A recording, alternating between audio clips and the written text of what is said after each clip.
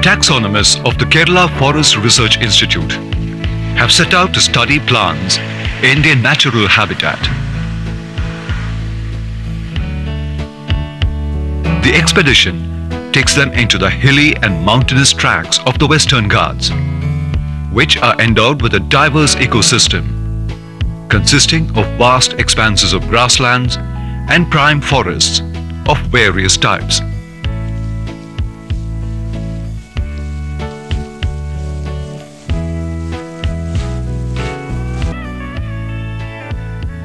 These unique plants are called the lichens.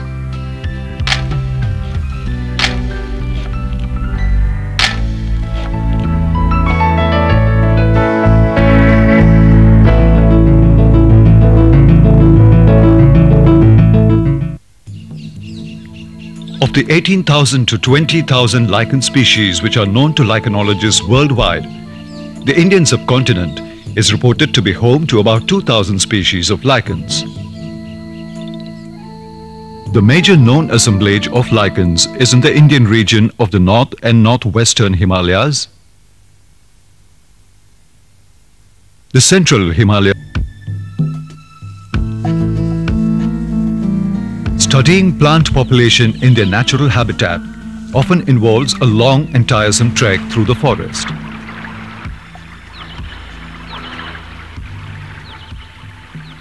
Having reached deep into the forest, our team of lichenologists has decided to spend the night there and to continue the investigation the next day.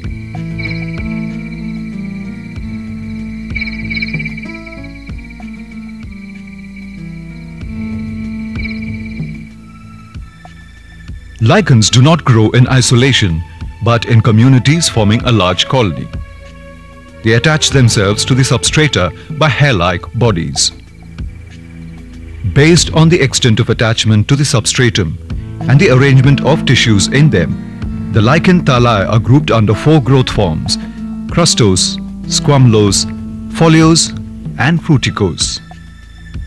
The fruiting bodies do not look alike in all lichens. While in some they are like tiny flowers, in others they are cup-like. In yet others, they are button-shaped.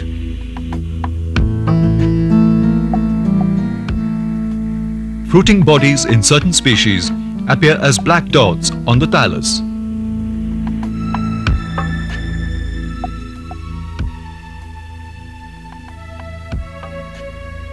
Lichen species do not only live in colonies. Several species grow shoulder to shoulder with one another, covering an entire tree.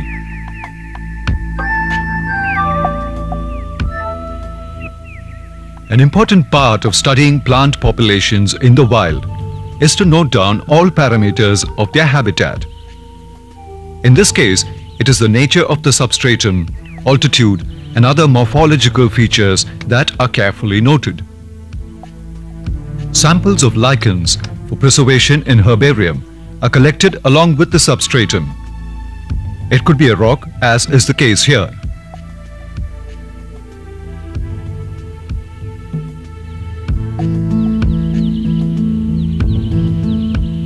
If the sample to be collected is on a tree, the bark along with the sample is chipped.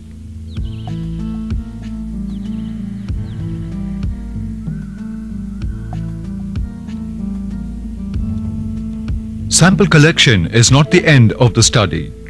Now the scene shifts to the laboratory, where the researchers set about identifying the collected samples for preservation in the herbarium.